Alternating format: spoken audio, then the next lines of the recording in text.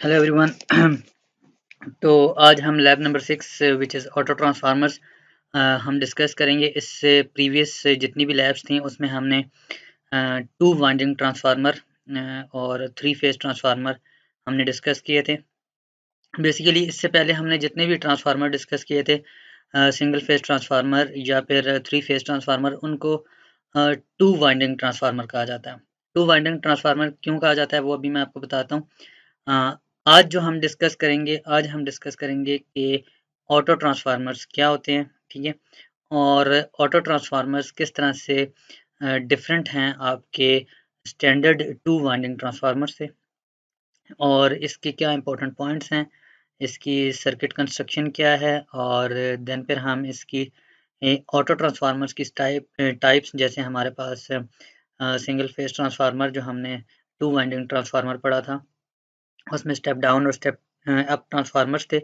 इसी तरह इसमें भी ऑटो ट्रांसफार्मर्स में भी स्टेप अप ऑटो ट्रांसफार्मर और स्टेप डाउन ऑटो ट्रांसफार्मर्स होते हैं, वो डिस्कस करेंगे। एंड देन फिर हम कंक्लूड करेंगे कि ऑटो ट्रांसफार्मर्स का कंपैरिजन करेंगे और टू वाइंडिंग ट्रांसफार्मर के साथ, और कंक्लूड करेंगे कि इसके क्या एडवांटेजेस हैं as compare to two winding transformer, और क्या डिसएडवांटेजेस हैं as compare to two winding transformer.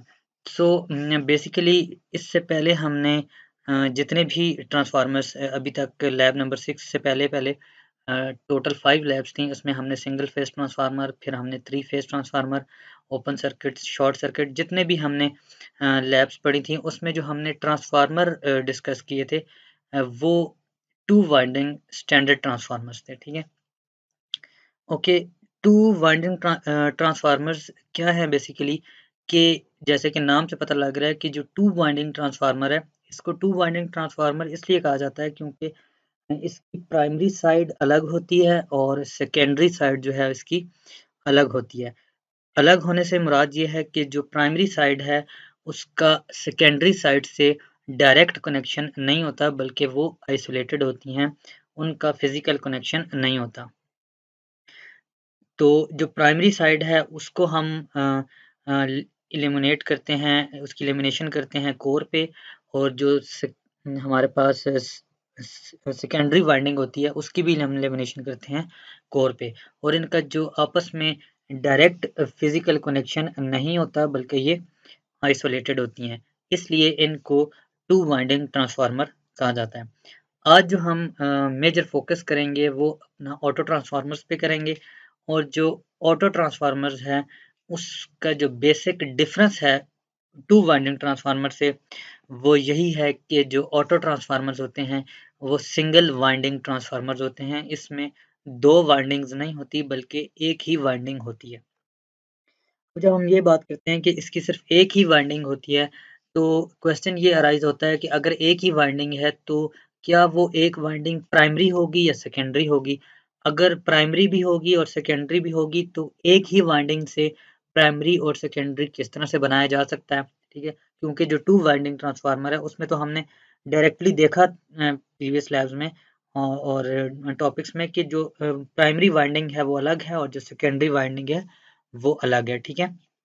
लेकिन जहाँ तक बात है ऑटो ट्रांसफार्मर्स की, तो इसमें एक ही वाइंडिंग है और उस एक ही वाइंडिंग से हमने प्राइमरी भी बनाना है और सेकेंडरी भी बनाना है, ठीक है। ओके, यहाँ तक बात अगर क्लियर हो जाए तो नेक्स्ट जो इम्पोर्टेंट और मेजर डिफरेंस है ऑटो ट्रांसफार्मर्स का वाइंडिंग ट्रांसफार्मर से, वो ये है कि जो वाइंडिंग टू वाइंडिंग ट्रांसफार्मर्स हैं उनमें वाइंडिंग्स का प्राइमरी और सेकेंडरी का आपस में डायरेक्ट कनेक्शन नहीं होता बल्कि वो फिजिकली आइसोलेटेड होती हैं आपस में, ठीक है। जबकि ऑटो ट्रांसफार्मर्स की बात करें तो इसमें एक ही वाइंडिंग होती है, इस वजह से ये आपस में डायरेक्टली कनेक्टेड होते हैं, मतलब कि इनका इलेक्ट्रिकली कनेक्शन दोनों वाइंडिंग्स का आपस में होता है, ठीक है। इसलिए जो आपके ऑटो ट्रांसफार्मर्स हैं ये डायरेक्ट कनेक्टेड होते हैं, इनका फिजिकल कनेक्शन होता है, जबकि जो टू वाइंडिंग ट्रांसफार्मर है इसमें जो वाइंडिंग्स हैं उनका आपस में डायरेक्ट कनेक्शन नहीं होता। जो टू वाइंडिंग ट्रांसफार्मर्स हैं उनमें डायरेक्ट कनेक्शन ना होने की वजह से जो आपके पास फ्लक्स जनरेट होता है उस फ्लक्स से वोल्टेज सेकंड जो आपका वाइंडिंग है उसमें इंड्यूस होता है। लेकिन जो ऑटो ट्रांसफार्मर्स हैं इसमें एक ही वाइंडिंग है, तो इसमें जो फ्लक्स जनरेट होगा और जो पावर ट्रांसफर होगी वो एक ही वाइंडिंग में मैग्नेटिक फ्लक्स जनरेट होगा और उसी की वजह से जो आपका जिसको हम प्राइमरी कहेंगे, अभी मैं आपको बताऊंगा कि वो प्राइमरी किसको कहेंगे, एक ही वाइंडिंग में से हम प्राइमरी क्या सेकेंडरी कैसे निकालेंगे वो अभी मैं आपको बताऊंगा। तो इसमें आपका जो फ्लक्स है वो भी जनरेट करे होगा जैसे कि टू वाइंडिंग ट्रांसफार्मर में होता था, लेकिन क्योंकि ये डायरेक्टली कनेक्टेड हैं तो ये इलेक्ट्रिकली भी कनेक्ट होते हैं, जबकि आपके जो टू वाइंडिंग ट्रांसफार्मर्स हैं वो डायरेक्टली कनेक्टेड नहीं होते और उनका जो पावर ट्रांसफर है वो सिर्फ और सिर्फ मैग्नेटिक फ्लक्स जो आपका जनरेट होता है और उससे जो वोल्टेज इंड्यूस होती है सेकंड आपकी जो सेकेंडरी वाइंडिंग है उसमें जो वोल्टेज इंड्यूस होता है वो सिर्फ और सिर्फ मैग्नेटिक फ्लक्स की वजह से होता है, जबकि आपके जो ऑटो ट्रांसफार्मर्स हैं इसमें मैग्नेटिक फ्लक्स की वजह से भी वोल्टेज इंड्यूस होता है और डायरेक्टली कनेक्ट होने की वजह से भी आपका जो है वो वोल्टेज इंड्यूस होता है। ठीक है, तो ये दो मेजर डिफरेंस हैं आपके ऑटो ट्रांसफार्मर्स में और टू वाइंडिंग ट्रांसफार्मर्स में। देन हम अगर हम बात करें सर्किट की कि अगर एक ही वाइंडिंग से हम किस तरह से ऑटो ट्रांसफार्मर्स हम कह रहे हैं कि हम एक ही वाइंडिंग से प्राइमरी भी बनाएंगे सेकेंडरी भी बनाएंगे, तो वो किस तरह से पॉसिबल है। ठीक है, तो उसके लिए आपकी स्क्रीन पे सामने जो है सर्किट डायग्राम दी गई है। ठीक है, अगर इस सर्किट डायग्राम को हम देखें तो इसमें आपको नज़र आ रहा है कि एक ही वाइंडिंग है। ठीक है, इसमें एक ही वाइंडिंग है, तो अब हमने कुछ ऐसा करना है कि इस एक ही वाइंडिंग से हम प्राइमरी भी निकाल लें वाइंडिंग और सेकेंडरी भी निकाल लें। वो कैसे पॉसिबल है? वो इस तरह से पॉसिबल है कि हम क्या करते हैं कि पार्ट ऑफ वाइंडिंग जो है वो कॉमन कर देते हैं प्राइमरी में भी और सेकेंडरी पे भी। कहने का मतलब ये है कि एक ही वाइंडिंग में से कुछ वाइंडिंग का पार्ट ऐसा होता है जिसको हम एज अ प्राइमरी भी ट्रीट करते हैं और उसको एज अ सेकेंडरी भी ट्रीट करते हैं। वो कैसे? वो इस तरह की आप ये देखें, ये हमारे पास सामने एक वाइंडिंग है। ठीक है, इस वाइंडिंग को मैंने डिनोट कर दिया है, मार्क कर दिया है पॉइंट से। इसको मैं पॉइंट ए कहता हूँ, इसको मैं पॉइंट बी और इसको मैं पॉइंट सी कहता हूँ। ठीक है, देन जो ये वाइंडिंग है इसको डायरेक्टली मैंने कनेक्ट कर दिया है अपने सप्लाई वोल्टेज से। ठीक है, तो इस सप्लाई वोल्टेज से जब मैंने इसको कनेक्ट किया तो मैंने कहा कि जो इस वाइंडिंग को मैंने सप्लाई वोल्टेज से कनेक्ट करने के बाद जो वोल्टेज होगा उसको हम प्राइमरी वोल्टेज कह देते हैं और ये पूरी की पूरी वाइंडिंग जो है ये इस टाइम पे प्राइमरी वाइंडिंग के तौर पे एक्ट कर रही है, इस वजह से इसको मैं प्राइमरी वाइंडिंग कह देता हूँ। यहाँ तक बात क्लियर होने के बाद नेक्स्ट क्वेश्चन ये होता है कि चलें प्राइमरी वाइंडिंग और प्राइमरी वोल्टेज तो बन गई, लेकिन उसी वाइंडिंग को हम एज अ सेकेंडरी वाइंडिंग और उसी वाइंडिंग से हम सेकेंडरी वोल्टेज किस तरह से इंड्यूस करेंगे, ये क्वेश्चन है। तो बेसिकली हम करते ये हैं कि हम जो प्राइमरी वाइंडिंग होती है उसी को बीच में से किसी पॉइंट पे उसको निकाल के वायर निकाल के वहां से अपना जो है वो लोड कनेक्ट कर देते हैं या उसको यहाँ से पॉजिटिव और यहाँ से आपका ग्राउंड टर्मिनल लेके, तो यहाँ पे जो वोल्टेज हमारे पास आता है उसको हम कह देते हैं कि ये प्राइमरी और सेकेंडरी वोल्टेज है। ओके, फॉर एग्जांपल अगर मेरे पास ये वाइंडिंग जो है इसके नंबर ऑफ टर्न्स 10 है, इसका नंबर ऑफ टर्न्स 10 है और उन 10 टर्न्स को मैंने डायरेक्टली सप्लाई वोल्टेज के साथ कनेक्ट कर दिया, तो मेरे पास जो वोल्टेज आएगा उसको V1 कह देंगे और टर्न्स इस वक्त मेरे पास क्योंकि 10 थे तो मैं कहूँगा कि प्राइमरी जो टर्न्स हैं वो कितने हैं, 10 है। ठीक है, देन अब मुझे जो सेकेंडरी टर्न्स बनाने हैं वो डिपेंड करता है कि आपने वोल्टेज आउटपुट पे कितना आपको चाहिए। ठीक है, तो उसके अकॉर्डिंगली हम जो है टर्न्स रेशो डिसाइड करेंगे। तो अगर मैं यहाँ पे हाफ कर दूं, मतलब कि ये मेरे पास 10 टर्न्स थे और 10 टर्न्स में से जो फिफ्थ टर्न है उसको मैं क्या करूं कि उसको मैं वहां से निकाल लूं, उसको वायर वहां से निकाल के तो उसको अलग से मैं नेगेटिव के साथ मिला के तो वहाँ पे मैं कह दूँ कि ये मेरे पास सेकेंडरी वोल्टेज है। तो अब जो हमारे पास सेकेंडरी टर्न्स होंगे वो कितने होंगे, 5 होंगे, जबकि प्राइमरी टर्न्स जो होंगे मेरे पास 10 होंगे। तो इस तरह से जो आपके पास आउटपुट मतलब कि सेकेंडरी पे वोल्टेज आएगा वो क्या होगा, वो स्टेप डाउन होके आएगा। ऑब्वियसली स्टेप डाउन इसलिए होके आएगा क्योंकि आपका जो सेकेंडरी के टर्न्स हैं वो कम हैं आपके प्राइमरी के टर्न से। तो जब सेकेंडरी के टर्न्स कम हैं प्राइमरी के टर्न से, तो जो आपके पास वोल्टेज आएगा वो सेकेंडरी का कम होगा एज कम्पेयर टू प्राइमरी। तो जब सेकेंडरी का वोल्टेज प्राइमरी से कम होगा तो इस तरह के ट्रांसफार्मर को हम पहले भी पढ़ चुके हैं कि हम स्टेप डाउन ट्रांसफार्मर कहते हैं, लेकिन क्योंकि ये एक ही वाइंडिंग से बनाया गया है और इसलिए इसको स्टेप डाउन ऑटो ट्रांसफार्मर्स कहते हैं। ठीक है, तो यहाँ तक इसकी सर्किट जो थी हमने वो डिस्कस कर ली। उसके बाद अगर आप देखेंगे जो मैंने पॉइंट्स डिनोट किए थे, तो ये ए और सी जो पॉइंट है ये बता रहा है कि इस वाइंडिंग के N1 टर्न्स हैं, ठीक है, और बी और सी ये बता रहा है कि इसी वाइंडिंग के जो बी से सी तक जो टर्न्स हैं वो क्या है N2 टर्न्स हैं। तो मतलब एक ही वाइंडिंग से हमने प्राइमरी टर्न्स भी बना लिए और एक ही वाइंडिंग से हमने सेकेंडरी टर्न्स भी बना लिए। उसके बाद मैंने एक और जो बात डिस्कस की कि हम कोई एक पार्ट वाइंडिंग का ऐसा होता है जो कि हम कॉमन रखते हैं, वो प्राइमरी के लिए भी और सेकेंडरी के लिए भी। तो अगर ये वाला पार्ट हम देखें तो ये वाला पार्ट जो है ये प्राइमरी के लिए और सेकेंडरी के लिए दोनों के लिए क्या है, कॉमन पार्ट है। ठीक है, तो इस वजह से हम क्या करते हैं कि जो हमारे पास प्राइमरी है वो N2 है और जो सेकेंडरी है वो N2 है और जो प्राइमरी है वो N1 है, N1 है। ठीक है, ओके। इस तरह के ट्रांसफार्मर को जो इस तरह की कंस्ट्रक्शन से बनाया जाता है उसको ऑटो ट्रांसफार्मर कहते हैं। देन हम अगर नेक्स्ट चलें तो कुछ इंपॉर्टेंट पॉइंट्स हैं ऑटो ट्रांसफार्मर्स के हवाले से, वो हम देख लेते हैं। तो नंबर 1 जो पॉइंट है वो ये है कि जो ऑटो ट्रांसफार्मर है उसमें only one winding and physically connected. ये अभी हम बात कर चुके हैं इस बारे में कि जो आपके पास ऑटो ट्रांसफार्मर्स हैं इसमें एक ही वाइंडिंग होती है और एक ही वाइंडिंग का कुछ पार्ट प्राइमरी होता है और वो कॉमन होता है और बाकी जो पार्ट है वो सेकेंडरी होता है। ठीक है, तो इस तरह के ट्रांसफार्मर में एक ही वाइंडिंग होती है और एक ही वाइंडिंग है तो इसलिए वो डायरेक्टली फिजिकली कनेक्टेड भी होते हैं। देखें ये दोनों वाइंडिंग्स, अगर ये एक वाइंडिंग है और ये दूसरी वाइंडिंग है तो ये दोनों आपस में डायरेक्टली फिजिकली कनेक्टेड है।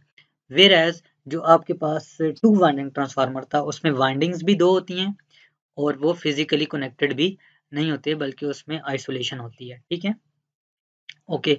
जो नेक्स्ट पॉइंट है वो ये है कि power transfer from primary to secondary by both inductively and inductively. Okay, ये अभी मैं बता चुका हूँ कि जो आपके पास टू वाइंडिंग ट्रांसफार्मर था उसमें जो प्राइमरी है और जो सेकेंडरी है वो फिजिकली कनेक्टेड नहीं होते बल्कि उनमें आइसोलेशन होती है।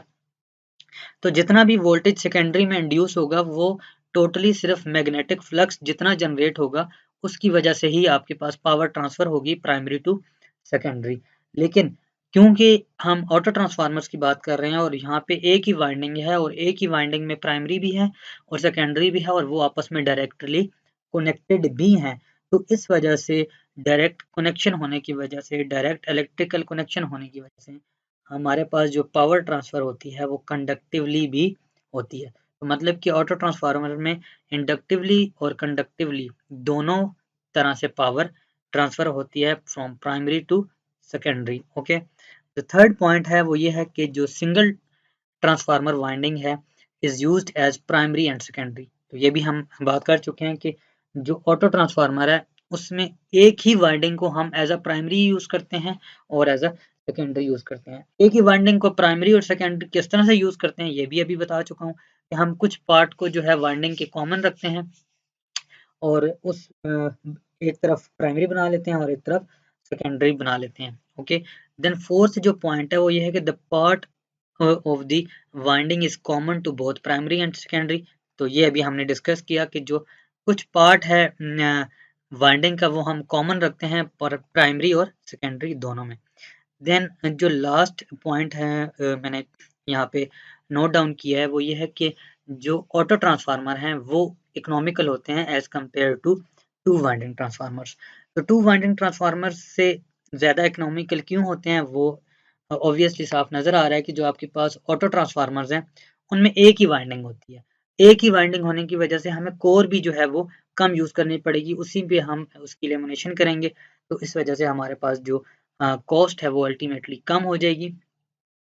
तो इस वजह से ये जो ट्रांसफार्मर हैं ऑटो ट्रांसफार्मर्स ये मोर इकोनॉमिकल होते हैं as compared to two winding transformer. Then हमारे पास एक नोट है और नोट ये है कि the auto transformer operation is basically the same as standard two winding transformers, that is power is transferred from the primary to the secondary by a changing magnetic flux. Okay, what does it mean कि जो आपके पास flux generation का process है या आपके पास जो transformer working operation है वो चाहे ऑटो ट्रांसफार्मर हो या चाहे आपके पास टू वाइंडिंग ट्रांसफार्मर हो, उसमें सेम है। सेम इसलिए है क्योंकि हम जो टू वाइंडिंग ट्रांसफार्मर पढ़ते हैं उसमें भी हम जो हमारे पास जो बेसिक एलिमेंट होता है वोल्टेज इंड्यूस कराने के लिए वो मैग्नेटिक फ्लक्स होता है, ठीक है। और जो हमारे पास ऑटो ट्रांसफार्मर में भी जो बेसिक एलिमेंट है मैग्नेटिक फ्लक्स जनरेट करवाने वोल्टेज इंड्यूस करवाने के लिए वो मैग्नेटिक फ्लक्स ही है। जब मैं चेंज इन मैग्नेटिक फ्लक्स आएगा तो वोल्टेज इंड्यूस होगा ऑटो ट्रांसफार्मर में भी, और जब चेंज इन मैग्नेटिक फ्लक्स आएगा टू वाइंडिंग ट्रांसफार्मर में तब भी आपके पास वोल्टेज इंड्यूस होगा। फर्क है कि जो आपके पास टू वाइंडिंग ट्रांसफार्मर है वो डायरेक्टली या फिजिकली कनेक्टेड नहीं होते, जबकि आपका जो ऑटो ट्रांसफार्मर्स हैं वो डायरेक्टली और फिजिकली आपस में वाइंडिंग कनेक्टेड होती है, ठीक है। तो यहाँ तक अभी हमने डिस्कस कर लिया कि जो हमारे पास ऑटो ट्रांसफार्मर होता है उसके सर्किट क्या होता है और किस तरह से हम प्राइमरी और सेकेंडरी वाइंडिंग्स बनाते हैं, ठीक है। देन अब हम मूव ऑन करते हैं स्टेप डाउन और स्टेप अप ऑटो ट्रांसफार्मर पे। ऑब्वियसली जैसे हम ट्रांसफार्मर हमने टू वाइंडिंग ट्रांसफार्मर डिस्कस किया था उसमें भी दो टाइप्स थी ट्रांसफार्मर की, या तो वोल्टेज को स्टेप अप कर सकता है या तो वोल्टेज को स्टेप डाउन कर सकता है, and this is what transformer is, ठीक है। तो ऑटो ट्रांसफार्मर की भी दो ही टाइप्स होती हैं, स्टेप डाउन और स्टेप अप। तो अगर हम सबसे पहले step down transformer auto transformer को डिस्कस करें तो इसमें हम क्या करते हैं कि जो हमारे पास जो वाइंडिंग है क्योंकि हमारे पास हमेशा ऑटो ट्रांसफार्मर में एक ही वाइंडिंग होगी जिसको हम जो है एज अ प्राइमरी और सेकेंडरी यूज करेंगे। तो जो ये वाइंडिंग है मेरे पास ये वाली, इस वाइंडिंग को मैंने डायरेक्टली कनेक्ट कर दिया है अपने वोल्टेज सप्लाई के साथ, ठीक है। तो जितने सारे के सारे टर्न्स मैंने यूज कर लिए हैं तो ये जो साइड होगी इसको हम कहेंगे प्राइमरी साइड और जो टर्न्स बनेंगे उसको प्राइमरी टर्न्स कहेंगे, ठीक है। देन हम सेकेंडरी साइड की बात करें तो जो सेकेंडरी साइड है उसमें हम क्या करेंगे कि डिपेंड करता है कि आपने कितना वोल्टेज को स्टेप डाउन करना है, ठीक है। तो उसके अकॉर्डिंगली हम जो है वो टर्न्स डिसाइड करेंगे। यहाँ पे अगर फॉर एग्जांपल इनपुट जो ये वाइंडिंग के टोटल टर्न्स 8 हैं या 10 हैं तो सेकेंडरी पे आप 2 टर्न्स भी यूज कर सकते हैं, 3 4 5 1, ठीक है। तो वो डिपेंड करता है कि कितना वोल्टेज को आपने स्टेप डाउन करना है, ठीक है। तो फॉर एग्जांपल अगर इनपुट पे ये जो आप सप्लाई वाली साइड है उस पे पूरी वाइंडिंग थी और उसके 10 टर्न्स थे और मैंने हाफ वोल्टेज स्टेप डाउन करनी है, तो यहाँ से जो फिफ्थ टर्न वाली वायर होगी उसको मैं बाहर निकाल लूंगा और उसके साथ लोड कनेक्ट कर लूंगा, तो मेरे पास ये जो टर्न्स बनेंगे ये 5 बनेंगे और इस तरह जो मेरे पास वोल्टेज होगी वो स्टेप डाउन हो जाएगी, कितना हाफ हो जाएगी, ठीक है। मतलब कि इनपुट पे जितनी वोल्टेज होगी उसका हाफ आ जाएगा मेरे पास आउटपुट पे, ठीक है। और साफ नजर आ रहा है कि जो आपके पास N2 है उसके टर्न्स कम है N1 से, N2 is less than N1, तो जो वोल्टेज होगा वो भी V2 is less than V1 होगा, ठीक है। तो इस तरह के ट्रांसफार्मर को जहाँ पे सेकेंडरी के टर्न्स और सेकेंडरी की वोल्टेज कम होती है प्राइमरी के निस्बत, तो उस वाले ट्रांसफार्मर को स्टेप डाउन ट्रांसफार्मर कहते हैं। और इस केस में जिसमें एक ही वाइंडिंग होती है और वहीं से हम प्राइमरी और सेकेंडरी बनाते हैं उसको हम स्टेप डाउन ऑटो ट्रांसफार्मर कहते हैं, ठीक है। देन अगर आप यहाँ पे जो पॉइंट्स मैंने इंडिकेट किए हुए हैं मार्क किए हुए हैं ये देखें आप, तो ए और सी जो है वो ये बता रहा है कि ये ए टू सी जितने टर्न्स हैं इस वाइंडिंग के वो N1 टर्न्स हैं, जबकि आपके पास जो बी टू सी टर्न्स हैं वो इस वाइंडिंग के N2 टर्न्स हैं, ठीक है। और यहाँ पे ये भी नजर आ रहा है कि पार्ट ऑफ द वाइंडिंग जो है वो कॉमन है for both primary and as well as secondary, ठीक है। तो ये हो गया आपके पास स्टेप डाउन ट्रांसफार्मर। देन हम मूव करते हैं स्टेप अप ट्रांसफार्मर की तरफ। तो देखें जैसे हमने एक ही वाइंडिंग से हमने डायरेक्टली कनेक्ट करके प्राइमरी और फिर उसके बाद वाइंडिंग को हाफ करके सेकेंडरी वोल्टेज बनाया for a step down transformer, तो for a step up transformer हम क्या करेंगे, ठीक है। तो इसमें हम ये करते हैं कि हम एक वाइंडिंग ली, हमने एक पूरी वाइंडिंग ले ली, तो उस वाइंडिंग में हम क्या करते हैं कि आपने फॉर एग्जांपल ट्रांसफार्मर को स्टेप अप करना है, वोल्टेज को स्टेप अप करना है, तो हम क्या करेंगे कि इसके टर्न्स फॉर एग्जांपल 10 है, वाइंडिंग के टोटल टर्न्स 10 है, लेकिन इसमें जो फिफ्थ टर्न है वहां से मैं वायर निकाल के उसको सप्लाई वोल्टेज दे देता हूँ, उससे जो नीचे वाले टर्न्स होंगे वो टोटल कितने होंगे, 5 होंगे, तो ये मेरे पास प्राइमरी टर्न्स बन जाएंगे और ये प्राइमरी वोल्टेज बन जाएगा, ठीक है। अच्छा, उसके बाद अब जो पूरी वाइंडिंग है उसको मैं डायरेक्टली कनेक्ट कर दूंगा अपने लोड के साथ, तो ये जो बनेगी ये V2 बन जाएगा और जो ये टर्न्स होंगे वो क्या हो जाएंगे, N2 हो जाएंगे, ठीक है। तो ऑब्वियसली क्योंकि सेकेंडरी के टर्न्स और वोल्टेज ज़्यादा है एज कम्पेयर टू प्राइमरी, तो ऐसे ट्रांसफार्मर को हम क्या कहते हैं, स्टेप अप ट्रांसफार्मर, और ऐसा ट्रांसफार्मर जिसमें हम एक ही वाइंडिंग से प्राइमरी और सेकेंडरी बनाते हैं उसको स्टेप अप ऑटो ट्रांसफार्मर कहते हैं, ठीक है। और अब यहाँ पे आप देखेंगे ये जो पॉइंट्स मैंने इंडिकेट किए थे फॉर स्टेप डाउन ट्रांसफार्मर, इसी तरह मैंने फॉर स्टेप अप ट्रांसफार्मर भी मैंने यहाँ पे पॉइंट्स इंडिकेट किए हैं। तो जो पॉइंट ए और सी है वो ये बता रहा है कि ये जो टर्न्स हैं ये N2 हैं, ये इस वाइंडिंग के N2 टर्न्स हैं, जबकि स्टेप डाउन के लिए ये N1 टर्न्स थे, ठीक है। इसी तरह जो पॉइंट बी से सी तक के जो टर्न्स हैं वो N1 टर्न्स हैं for a step up transformer, ठीक है। तो ये आपके पास सर्किट्स हैं फॉर स्टेप अप और स्टेप डाउन ऑटो ट्रांसफार्मर के। देन अगर नेक्स्ट हम बात करें टर्न्स रेशो की और वोल्टेज रेशो की और करंट रेशो की, तो जिस तरह हमारे पास टू वाइंडिंग ट्रांसफार्मर में रेशो होती थी वोल्टेज की, करंट की और टर्न्स की, उनका आपस में एक रिलेशन बनता था, ठीक है।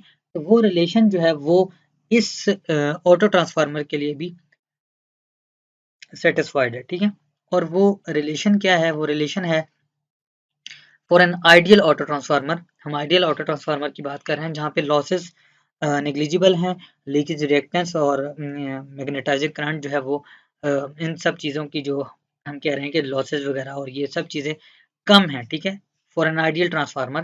तो उस वक्त हमारे पास जो रिलेशन बनता है वोल्टेज रेशो का और टर्न्स रेशो का वो ये है कि V2 divided by V1 is equal to N2 divided by N1।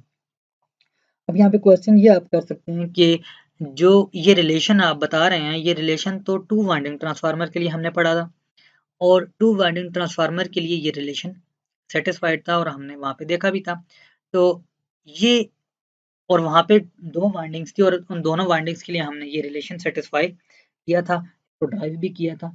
तो अब इसमें जहाँ पे एक ही वाइंडिंग है और वहीं एक ही वाइंडिंग से प्राइमरी भी बन रहा है और सेकेंडरी भी बन रहा है, तो हम कैसे कह सकते हैं कि ये रिलेशन सेटिस्फाइड है। तो हम इसको ड्राइव कर लेते हैं, और ड्राइव जो है वो मैंने ऑलरेडी करके रखा हुआ है, थोड़ी सी सिंपल सी डेरिवेशन थी इसकी। तो अगर मैं इसको ये फिगर यूज़ करूँ, तो अब देखेंगे ये जो मेरे पास टर्न्स हैं, ये वाले जो टर्न्स हैं ये मेरे पास क्या है, N1 टर्न्स हैं, और ये जो टर्न्स हैं ये क्या है, N2 टर्न्स हैं। तो मैं अगर आपसे पूछूं कि ये टर्न्स क्या होंगे, तो आप मुझे कहेंगे कि ये N1 माइनस N2 होंगे। और इसी तरह अगर मैं आपसे कहूँ कि ये वोल्टेज V1 है और ये वोल्टेज V2 है, तो मुझे बताओ कि ये वोल्टेज क्या होगी, तो आप मुझे बताएंगे कि ये V1 माइनस V2 होगी, ठीक है। तो इसी कॉन्सेप्ट को यूज़ करते हुए जैसे हम टू वाइंडिंग ट्रांसफार्मर में करते थे, मैंने इसको फॉर एन ऑटो ट्रांसफार्मर भी ड्राइव किया। तो मैंने क्या किया कि जो वोल्टेज है V2 divided by V1 minus V2, ठीक है, और इसी तरह N2 divided by N1 minus N2। तो अब इसको सिंपली अगर हम क्रॉस मल्टीप्लाई कर दें, तो N2 जो है वो मल्टीप्लाई हो जाएगा आपका V1 माइनस V2 के साथ, और इसी तरह जो आपका V2 है वो N1 माइनस N2 के साथ मल्टीप्लाई हो जाएगा। देन आपके पास जो N2 है वो अंदर इसके साथ ब्रैकेट के अंदर दोनों के साथ V1 माइनस V2 के साथ मल्टीप्लाई होगा, तो हमें जो मिलेगा वो होगा V1 into N2 minus V2 N2 is equal to N2 N1 minus V2 N2। तो अगर यहाँ पे आप देखें क्लियरली आपको नज़र आ रहा है कि जो V2 N2 वाली टर्म है ये इस V2 N2 के साथ कैंसिल हो जाएगी, क्योंकि ये टर्म जब उधर जाएगी तो ये दोनों टर्म्स आपस में कैंसिल आउट हो जाएंगी, एंड हमारे पास जो बचेगा वो होगा V1 N2 is equal to V2 N1। Okay, तो ये हमारे पास रिजल्ट आएगा। इसको अगर अब हम सिंप्लीफाई करें, तो ये जो N2 है, N1 वाली टर्म्स एक तरफ कर लेते हैं और जो टर्न्स वाली टर्म्स हैं वो एक तरफ कर लेते हैं और वोल्टेज वाली टर्म्स एक तरफ कर लेते हैं। तो ये जो N2 डिवाइडेड बाय N1 हो जाएगा और इसी तरह ये जो V2 है इससे हम V1 को डिवाइड कर देंगे। तो ये आपका जो रिलेशन आप टू वाइंडिंग ट्रांसफार्मर के लिए बनाते थे, ड्राइव करते थे, वो आपका इस ऑटो ट्रांसफार्मर के लिए भी एप्लीकेबल है। ठीक है, तो और आपने जब लैब परफॉर्म करेंगे तो उसमें भी आपने सिंपल यही चीज़ें वेरीफाई करनी है। V1 फाइंड आउट करना है, V2 फाइंड आउट करना है, N2 और N1 ये चीज़ें आपने फाइंड आउट करने के बाद इन्हीं रिलेशंस को जो है वो सेटिस्फाई करना है। और जो आप लैब बोर्ड पे सर्किट इम्प्लीमेंट करेंगे, जो सर्किट पैच करेंगे वो यही दो सर्किट होंगे। स्टेप डाउन ट्रांसफार्मर के लिए हम ये सर्किट पैच करेंगे और इसकी जो पैरामीटर्स हैं वो फाइंड आउट कर लेंगे। ठीक है, वहाँ से नोट कर लेंगे। इसी तरह ये वाला जो सर्किट है स्टेप अप ऑटो ट्रांसफार्मर, इसका भी ये सर्किट पैच करेंगे हम लैब वोल्ट पे और पैच करने के बाद हम जो है ये चीज़ें इसकी वोल्टेज जो है और करंट जो है वो और सारी जो टर्न्स हैं वो हम फाइंड आउट कर लेंगे। सिंपल है वो इस तरह के। जब आप ये सर्किट इम्प्लीमेंट करेंगे, पैच करेंगे, तो यहाँ पे सीरीज़ में हम एक एमीटर लगा देंगे और इसके पैरेलल में हम एक वोल्ट मीटर लगा देंगे। तो इस पे हमें प्राइमरी की करंट और प्राइमरी की वोल्टेज मिल जाएगी। इसी तरह सेकेंडरी साइड पे मैं यहाँ पे एमीटर कनेक्ट कर दूंगा और यहाँ पे पैरेलल में वोल्ट मीटर कनेक्ट कर दूंगा, तो मुझे सेकेंडरी का करंट और सेकेंडरी की वोल्टेज मिल जाएगी। और फिर इस तरह से उससे हम बाकी सारी चीज़ें जो हैं वो फाइंड आउट कर लेंगे। ठीक है, तो ये तो होगी लैब से रिलेटेड चीज़ें। अच्छा, देन फाइनली अब अगर हम डिस्कस करें कि जो आपके पास ऑटो ट्रांसफार्मर है, ये हमने बना तो लिया है, तो क्वेश्चन ये है कि जब ऑलरेडी हमारे पास एक टू वाइंडिंग ट्रांसफार्मर था, तो हमें ऑटो ट्रांसफार्मर बनाने की ज़रूरत क्यों पड़ी? तो ऑब्वियसली इसके कुछ एडवांटेजेस होंगे जिसकी वजह से हमने ऑटो ट्रांसफार्मर बनाया है। ठीक है, और इसके कुछ डिसएडवांटेजेस भी होंगे जो कि हमें टू वाइंडिंग ट्रांसफार्मर में वो हमारे एडवांटेजेस होंगे। ठीक है, तो ऐसा क्या था एडवांटेजेस थे जिसकी वजह से हमें ऑटो ट्रांसफार्मर बनाना पड़ा, वो अभी हम डिस्कस कर लेते हैं फाइनल और फिर इसको कंक्लूड कर लेंगे। ठीक है, तो अगर एडवांटेजेस और डिसएडवांटेजेस की बात करें तो जो आपके पास ऑटो ट्रांसफार्मर है इसमें कॉपर जो है वो कम यूज़ होती है।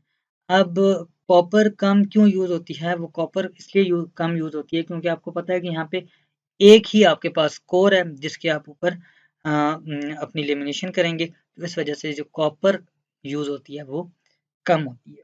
नंबर 2 का जो आपका ऑटो ट्रांसफार्मर है ये साइज में छोटा होता है। ठीक है, as compared to two winding transformer. क्यों? इसलिए क्योंकि जो टू वाइंडिंग ट्रांसफार्मर है उसमें आपको पता है कि दो वाइंडिंग्स होंगी, प्राइमरी होगी, सेकेंडरी होगी और उसके लिए आपको कोर भी चाहिए होगी जिस पे आप अपनी वाइंडिंग की एलिमिनेशन करेंगे। तो उसकी जो साइज है ट्रांसफार्मर का वो बड़ा हो जाता है। जबकि आपके पास जो ऑटो ट्रांसफार्मर है यहाँ पे क्योंकि आपके पास वाइंडिंग ही एक है तो कोर भी एक ही होगी जिस पे आप इसकी लेमिनेशन करेंगे और उसी वाइंडिंग से आप प्राइमरी भी निकाल लेंगे और सेकेंडरी भी निकाल लेंगे। तो इस वजह से जो इसका साइज है वो कम होता है as compared to two winding transformer. और क्योंकि कॉपर भी कम यूज होती है और इसका साइज भी कम होता है तो ऑब्वियसली जो कॉस्ट है वो रिड्यूस कर जाएगी। तो जो कॉस्ट है वो आपकी कम होती है ऑटो ट्रांसफार्मर की as compared to two winding transformer, क्योंकि कॉपर भी कम यूज होगी जब और जब इसका साइज भी कम होगा। ठीक है, तो ऑब्वियसली जो कॉस्ट है वो रिड्यूस हो जाएगी ट्रांसफार्मर की। ठीक है, तो जो आपका ऑटो ट्रांसफार्मर है इसकी कॉस्ट जो है वो कम होती है। देन जो फोर्थ पॉइंट है वो ये है कि जो आपके पास ऑटो ट्रांसफार्मर होता है इसमें रेजिस्टेंस एंड लीकेज रिएक्टेंस है वो कम होती है as compared to two winding transformer. ऐसा क्यों होता है? ऐसा इसलिए होता है कि जो आपके पास टू वाइंडिंग ट्रांसफार्मर है उसमें आपको पता है कि जो आपके पास वाइंडिंग्स हैं प्राइमरी और सेकेंडरी वो आपस में फिजिकली कनेक्टेड नहीं होती। ठीक है, तो जो आपके पास पावर ट्रांसफर हो रही होती है वो टोटली जो मैग्नेटिक फ्लक्स जनरेट होता है और उसकी वजह से जो सेकंड आपके पास या सेकेंडरी वाइंडिंग है उसमें जो वोल्टेज इंड्यूस होता है सिर्फ उसी की वजह से होता है। ठीक है, तो जो आपके पास रेजिस्टेंस है और लीकेज रिएक्टेंस है वो ज़्यादा होती है आपके टू वाइंडिंग ट्रांसफार्मर में। जबकि हम बात करें अगर ऑटो ट्रांसफार्मर की, तो ये एक ही वाइंडिंग होती है, तो ये डायरेक्टली कनेक्टेड होती है, ठीक है। तो इसकी वजह से इसमें एक तो पावर ट्रांसफर आपकी मैग्नेटिक फ्लक्स की वजह से हो जाती है, और नंबर 2 इलेक्ट्रिकली जो आपके पास ये डायरेक्टली कनेक्टेड होते हैं, तो उसकी वजह से रेजिस्टेंस भी क्या होती है, कम हो जाती है, ठीक है। तो जो आपके पास ऑटो ट्रांसफार्मर है उसमें रेजिस्टेंस और लीकेज रिएक्टेंस की जो वैल्यू है वो कम होती है as compared to two winding transformer. अब अगर हम इस साइड पे आए, तो यहाँ पे इसके कुछ डिसएडवांटेजेस हैं जो कि हमें बताए गए हैं कि अगर आप ऑटो ट्रांसफार्मर यूज़ करेंगे तो आपको किस किस्म के डिसएडवांटेजेस का सामना करना पड़ सकता है, ठीक है। तो जो सबसे पहला डिसएडवांटेज है ऑटो ट्रांसफार्मर यूज़ करने का, वो ये है कि there is no electrical separation between primary and secondary which ultimately increase the risk factor. मतलब कि जब आप हाई वोल्टेजेस पे काम कर रहे हैं, ठीक है, तो आपकी एक ही वाइंडिंग है जो कि प्राइमरी भी है और वो सेकेंडरी भी है। तो जब हाई वोल्टेजेस पे काम करेंगे तो आपका ऑब्वियसली रिस्क फैक्टर इंक्रीज कर जाएगा, क्योंकि वो डायरेक्टली कनेक्टेड होते हैं। जबकि आपके टू वाइंडिंग ट्रांसफार्मर तो जो आपको पता है कि वो डायरेक्टली कनेक्टेड नहीं होते, ठीक है। और जो पॉइंट नंबर 2 है, उसमें ये कह रहा है कि आपके पास फॉर एग्जांपल मैं ये कहता हूँ कि मेरे पास एक डिवाइस है जो कि ट्रांसफार्मर की आउटपुट पे कनेक्टेड है, और मैं ये कहता हूँ कि वो जो ट्रांसफार्मर है वो स्टेप डाउन ट्रांसफार्मर है, ठीक है। वो कौन सा ट्रांसफार्मर है, स्टेप डाउन ट्रांसफार्मर है। तो जो डिवाइस आपने कनेक्ट की होगी एज अ लोड, वो ऑब्वियसली वो ऐसी डिवाइस होगी जो कि कम वोल्टेज पे ऑपरेट हो रही होगी, इसीलिए तो आपने स्टेप डाउन ट्रांसफार्मर लगाया है। तो अगर सिंपल टू वाइंडिंग ट्रांसफार्मर की बात करें, तो उसमें अगर आप इनपुट पे हाई वोल्टेज देते हैं तो वो उसको रिड्यूस करके कम वोल्टेज आपको सेकेंडरी पे दे देगा, जो कि आपकी डिवाइस को ऑपरेट करेगा। लेकिन अगर हम बात करें ऑटो ट्रांसफार्मर की, तो इसमें एक ही वाइंडिंग है जो कि प्राइमरी और सेकेंडरी यूज हो रही है, ठीक है। तो इन केस अगर जो आपका पार्ट कॉमन आ रहा है प्राइमरी में और सेकेंडरी में, वो ओपन हो जाता है, वो as a open circuit behave करता है, ठीक है, या ओपन हो जाता है, तो उस वक्त क्या होगा कि आपके जो इनपुट पे या प्राइमरी साइड पे जितना भी हाई वोल्टेज पड़ा हुआ है वो डायरेक्टली अपेयर हो जाएगा आपकी सेकेंडरी साइड पे। और सेकेंडरी साइड पे आपने एक डिवाइस लगाई हुई है एज अ लोड जो कि लो वोल्टेज पे ऑपरेट करती है, तो वो डायरेक्टली किसके साथ कनेक्ट हो जाएगी, हाई वोल्टेज के साथ। तो जब हाई वोल्टेज के साथ कनेक्ट होगी, तो अगर आपकी डिवाइस की रेटेड वोल्टेज जो है वो उस हाई वोल्टेज को मैच नहीं करती, तो आपकी डिवाइस क्या करेगी, अल्टीमेटली जल जाएगी, और आपकी जो सेकेंडरी पे वाइंडिंग है वो भी जल सकती है, ठीक है। तो इस तरह आपका जो ऑटो ट्रांसफार्मर है इसमें कुछ रिस्क फैक्टर्स हैं या हेजर्ड्स हैं जो कि इंक्रीज हो जाते हैं ऑटो ट्रांसफार्मर यूज करने से, ठीक है। तो जहाँ पे इसके कुछ एडवांटेजेस थे जिसकी वजह से हमने इसको डिज़ाइन किया, तो इसके उस एडवांटेजेस को अचीव करने के साथ साथ कुछ डिसएडवांटेजेस का भी सामना करना पड़ा है, जो कि अभी मैंने आपको बता दिया। देन फाइनल लैब की बात करें, तो लैब में वही आपने ये लैब वोल्ट में आपने ऑन कैंपस जब आएंगे आप लोग, तो ये वाले सर्किट्स जो हैं स्टेप डाउन और स्टेप अप, ये ट्रांसफार्मर के सर्किट्स आप पैच करेंगे, और जितने भी हमने पैरामीटर्स किए हैं वो आप कैलकुलेट करेंगे, ठीक है। और इसको अपने लैब मैनुअल पे नोट डाउन कर लेंगे, और इसी से रिलेटेड आप आउटपुट इसी से रिलेटेड जो भी आपके पास पैरामीटर्स आएंगे वो आप बनाएंगे, ठीक है। तो that's all for today, thank you so much, अल्लाह हाफिज़।